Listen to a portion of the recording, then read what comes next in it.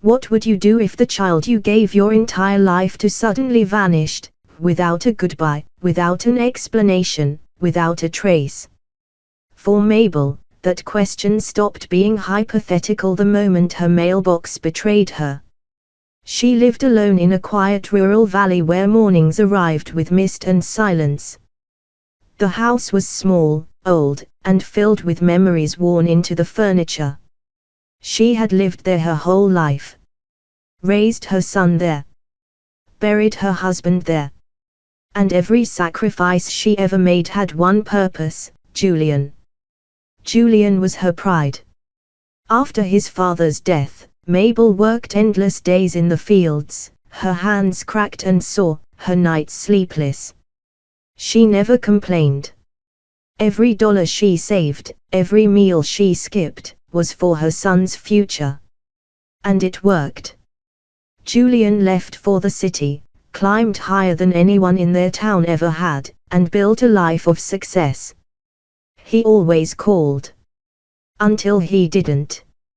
At first, Mabel told herself it was normal. Boston was busy. Successful people were busy. Weeks passed, then months. Letters went unanswered. Phone calls went straight to silence. Still, she hoped. Until her birthday card came back. The envelope was bent, stamped in harsh red letters, "Return to sender." Mabel stood in her kitchen holding it, her chest tight. That wasn't forgetfulness.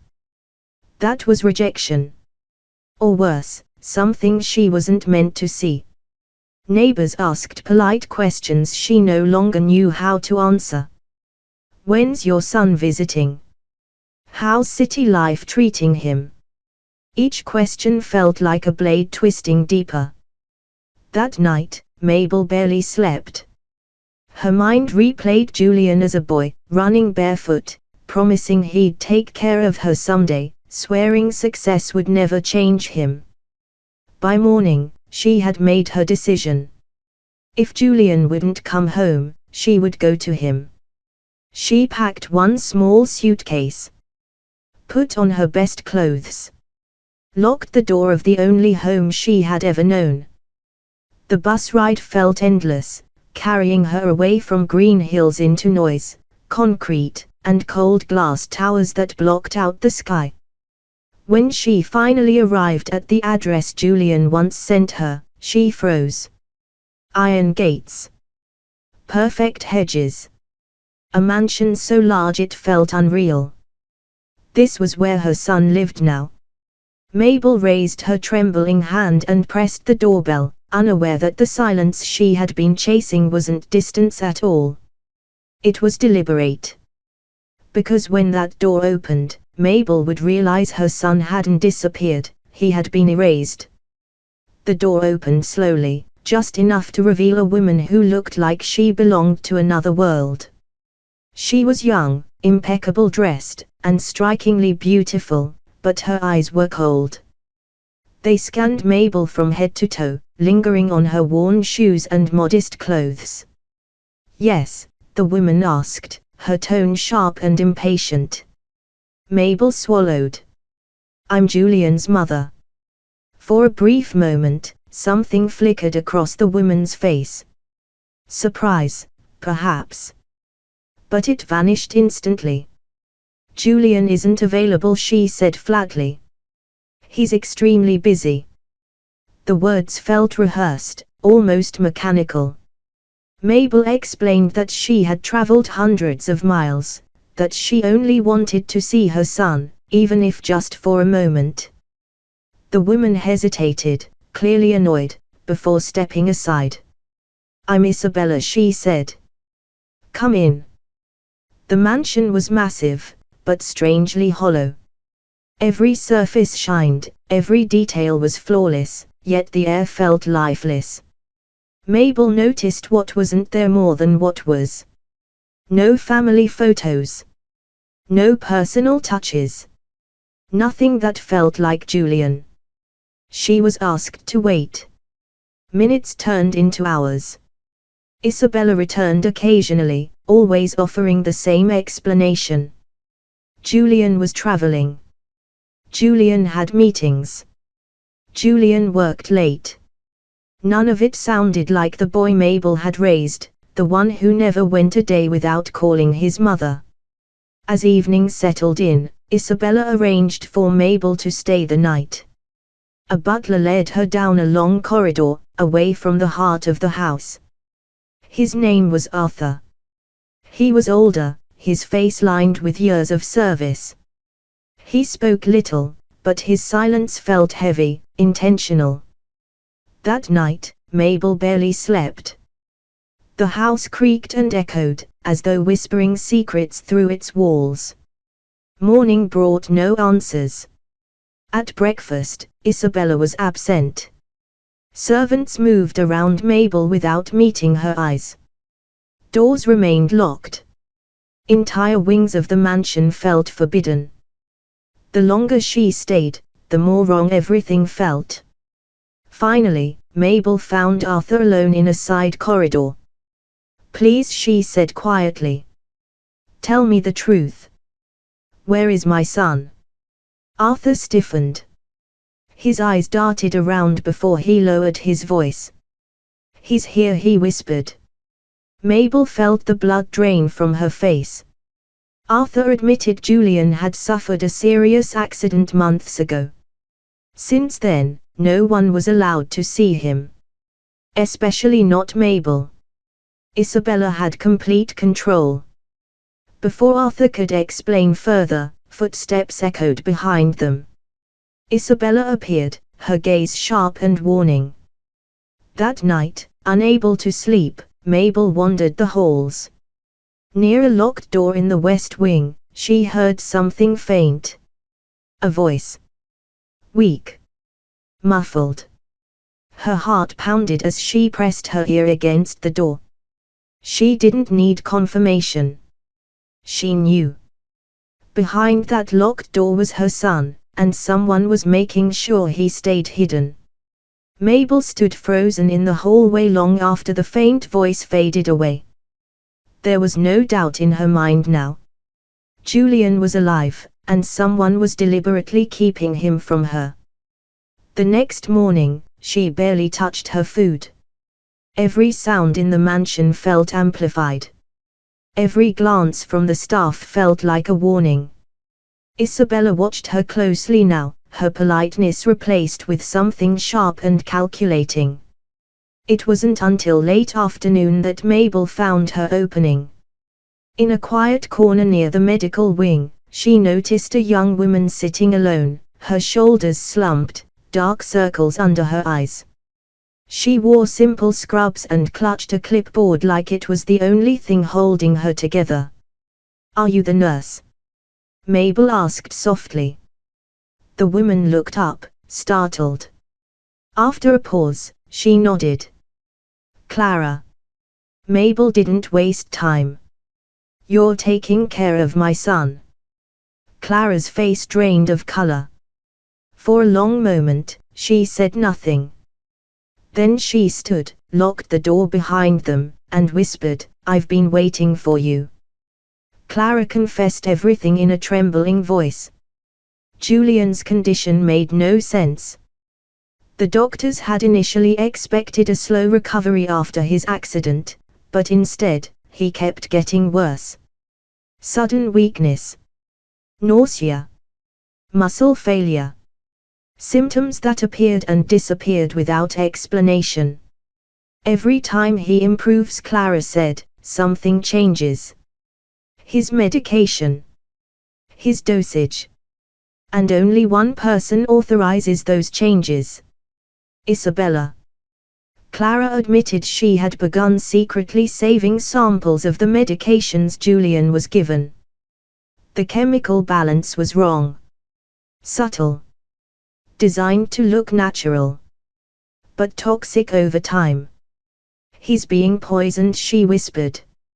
Mabel felt the floor tilt beneath her feet. But the truth didn't end there.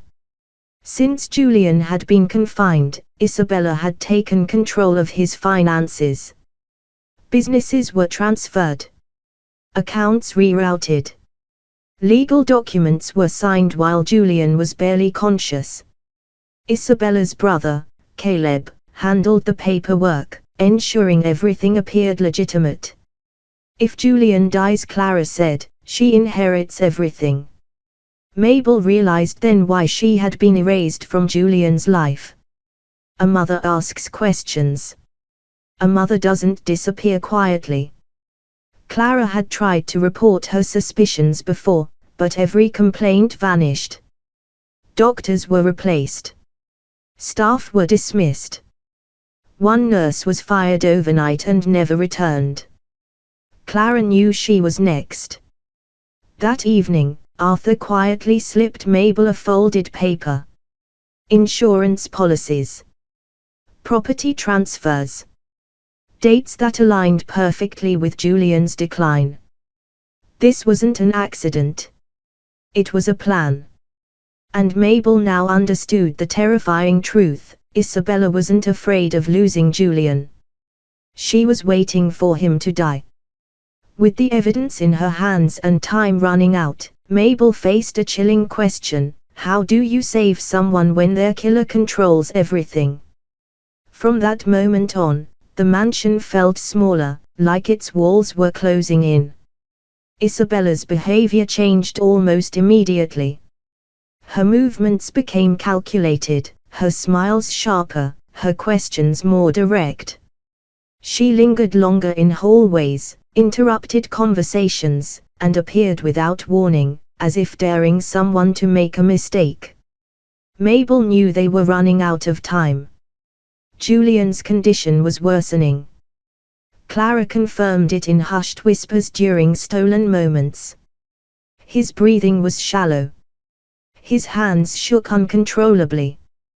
The poison, because that was what it was doing exactly what it was meant to do. Arthur became their quiet ally.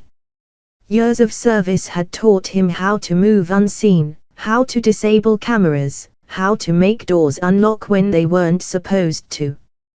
He had watched Isabella's rise with growing unease and had seen too many people leave the house abruptly, never to return.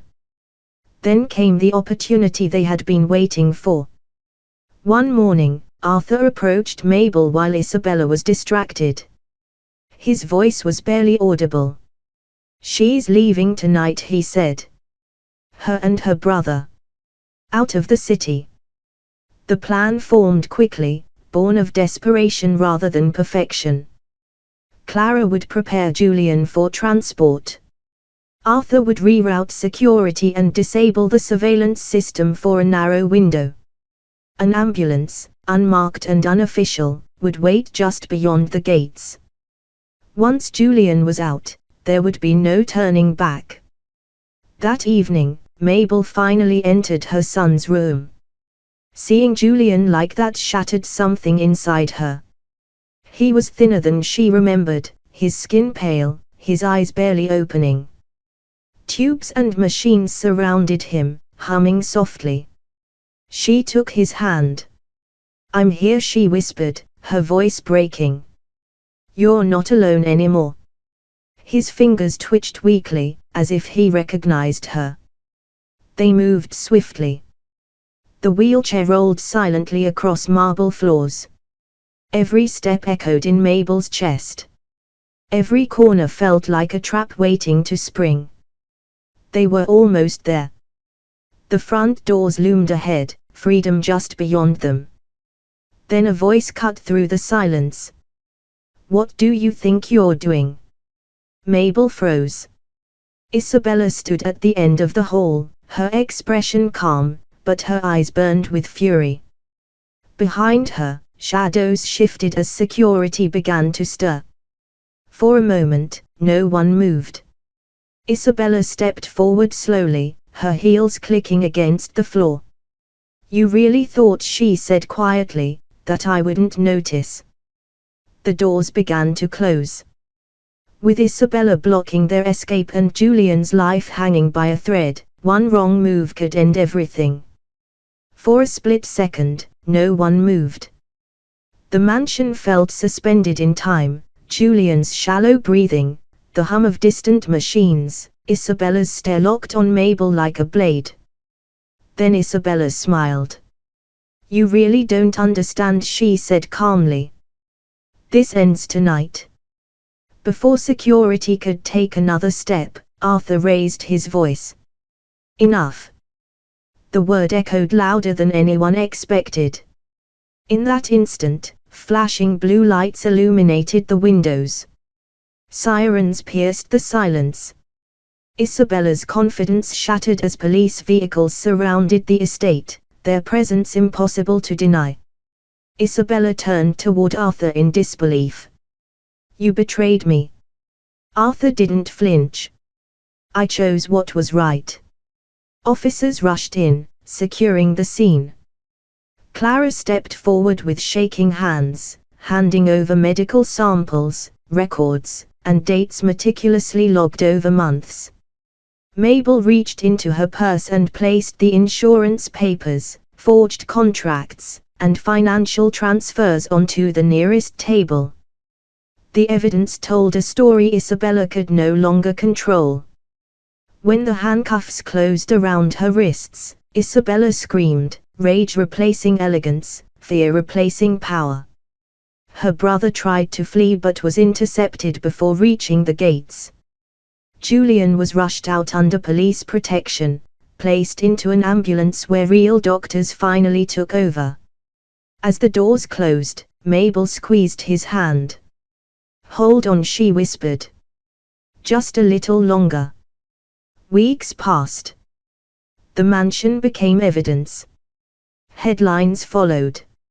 Investigations uncovered more names, more victims, more wealth acquired through quiet deaths and perfect paperwork. Isabella's carefully crafted image collapsed under the weight of truth. Julian survived. Recovery was slow, painful, and uncertain, but he was alive. Color returned to his face. Strength returned to his hands. One quiet afternoon, he opened his eyes fully and looked at the woman beside his bed. "Mom," he whispered. Mabel smiled through tears. "I'm here." When Julian learned what had happened, guilt consumed him, but Mabel stopped him. "You trusted the wrong person," she said softly. "That doesn't make you weak. It makes you human." They left the city together. Back in the valley, Mabel's small house filled with light again. The fields waited. The silence no longer felt heavy. And for the first time in months, peace returned. But somewhere behind prison walls, Isabella sat with nothing, no fortune, no influence, no control. Because she underestimated one thing. A mother who refuses to disappear. And if Mabel hadn't followed the silence, how many others would have vanished without ever being heard?